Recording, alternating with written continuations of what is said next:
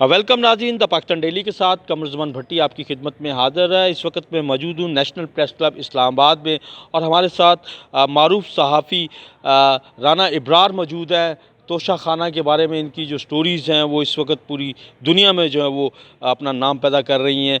पाकिस्तान के पॉलिटिशियन किस तरीके से तोशा खाना का इस्तेमाल करते हैं, इसी के ऊपर हम इनसे बात करेंगे। राना साहब, बहुत शुक्रिया वक्त देने का। आप इस्लामाबाद में बहुत मारूफ वक्त निकालते हैं, गुजारते हैं। ये जो तोशा खाना की स्टोरी है, वज़ीर आज़म के जो मामलात हैं, क्या है इसके पीछे, थोड़ा बताइएगा। लेकिन तोशा खाने की स्टोरी के पीछे आखिर कुछ तो है जिसकी पर्दादारी है, जिसकी वजह से हुकूमत वज़ीर आज़म इमरान खान को मिलने वाले तहफ़ की तफसील नहीं दे रही। ये 1 साल पहले की बात है कि साफ ज़ाहिर है कि आप सीनियर सहाफ़ी हैं, आप जानते हैं कि हमारे सोर्सेज होते हैं, हमें बताते हैं कि ये खबर मिलती है। तो उसकी वजह से मैंने फिर एक आरटीआई रिक्वेस्ट भेजी थी, right of access to information act 2017 के तहत, जिसमें मैंने 5 सवाल पूछे थे कि 18 अगस्त 2018 जिस दिन वज़ीर आज़म इमरान खान ने हलफ उठाया था, उससे लेकर 31 अक्टूबर 2020 तक के अरसे में वज़ीर आज़म इमरान खान को गैर मुल्की सरबराहान से कितने तोहफ़े मिले हैं और उनमें से कितने तोहफ़े इमरान खान ने अपने पास रख लिए हैं, जो गवर्नमेंट पाकिस्तान के रूल्स ऑफ प्रोसीजर हैं उसके तहत 50% पेमेंट पे करके, और उन तोहफ़ों की स्पेसिफिकेशन क्या है। अगर इलेक्ट्रॉनिक्स हैं तो उनकी IMEI नंबर वगैरह जो होते हैं वो बताया जाए। अगर व्हीकल हैं तो इंजन नंबर, चेसिस नंबर के साथ पूछा था।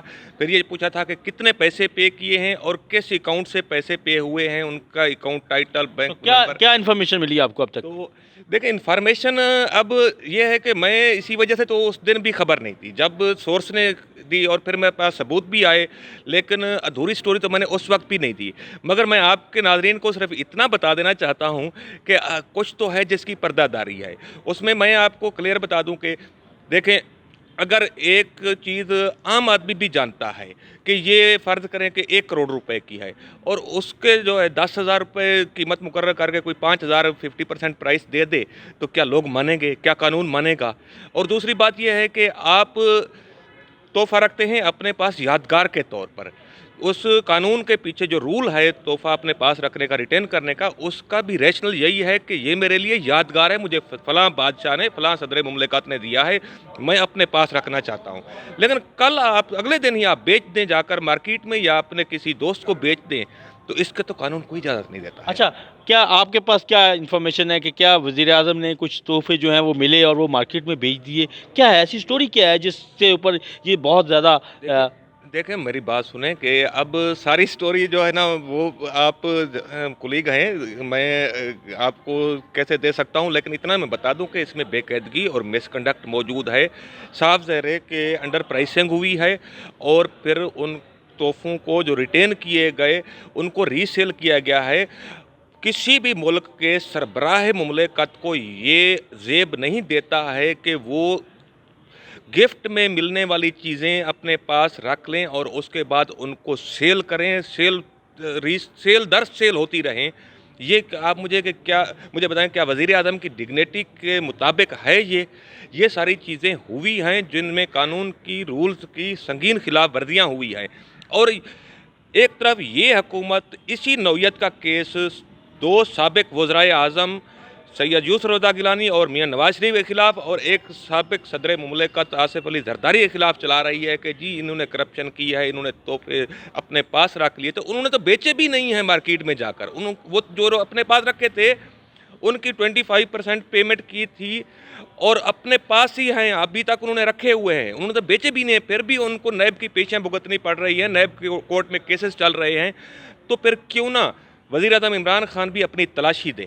बात यह है कि वो तलाशी की बात करते थे ना, तो हम तलाशी मांग रहे हैं कानून के मुताबिक। मुझे ये पाकिस्तान का कानून right of access to information act 2017 मुझे हक देता है, पाकिस्तान के हर शहरी को ये हक देता है कि वो किसी भी अच्छा, सरकारी राना साहब, आप महकमे आप तलाशी लेने चाह रहे हैं, तलाशी के लिए आपने दरख्वास्त भी दे दी, तो कोई आपको उन्होंने कोई चीज़ें भेजी, कुछ इत्तलात दी हैं आपको कि नहीं?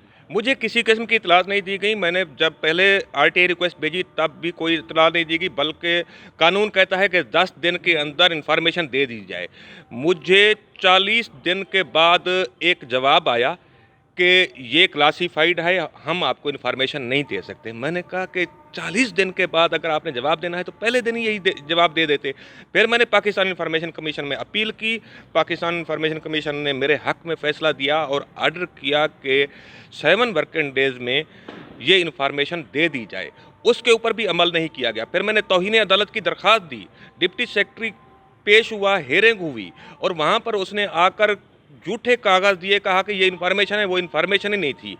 फिर मैंने उससे आगाह किया। अब ये था कि सितंबर में डिप्टी सेक्रेटरी की दोबारा हेयरिंग होनी थी और उसको शायद सज़ा हो जाती, क्योंकि पाकिस्तान इंफॉर्मेशन कमीशन डिनाइल करने वाले ऑफिसर को 2 साल तक कैद की सज़ा और 50,000 रुपये से लेकर 5 लाख रुपए तक जुर्माना भी कर सकता है।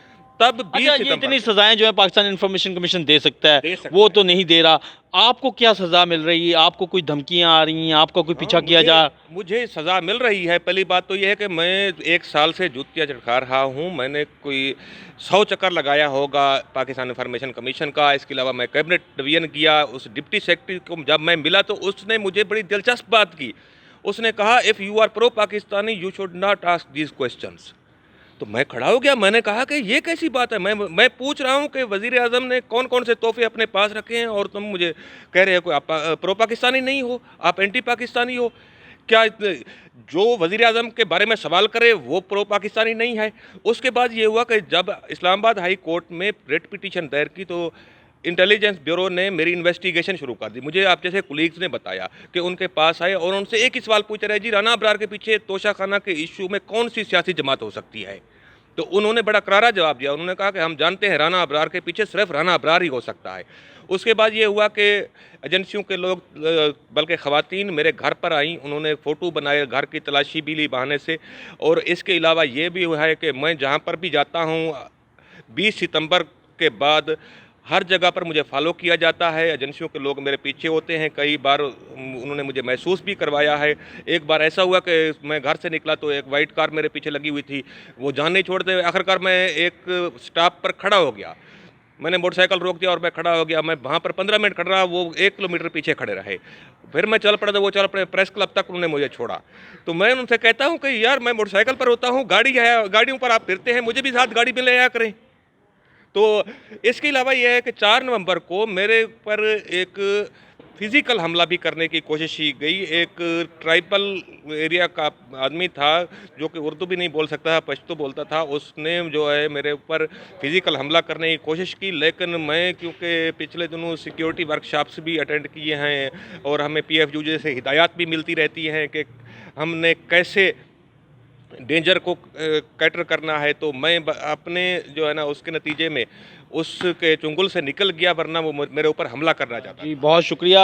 आपने अभी जिस तरीके से सुना कि तोशाखाना की कहानी जो है इस मुल्क में बारहा चलती रहती है और ख़ुद PTI की हुकूमत जो है तोशाखाना के बारे में कहानियाँ चलाती रही है और इसी तरीके से एहतसाब और बाकी सारी बातें हैं। तो राना इब्रार साहब का कहना है कि वो भी इस वज़ीर आज़म को इनके दावों के मुताबिक जो है जो कुछ इन्हें दुनिया भर के वज़राए आज़म से, दुनिया भर के सरबराहान मुमलिकत से तोहफ़े मिले और वो अगर उन्होंने अपने ज़ाती इस्तेमाल में लिए तो वो कम से कम उसका हिसाब देना चाहिए। और राइट टू इन्फॉर्मेशन जो है, राइट फॉर इन्फॉर्मेशन का जो हक़ है उसके तहत उनको ये हक़ दिया जाए। 1 साल से ये जूतियाँ चटका रहे हैं, इनको धमकियों का भी सामना है, इनका पीछा भी किया जा रहा है।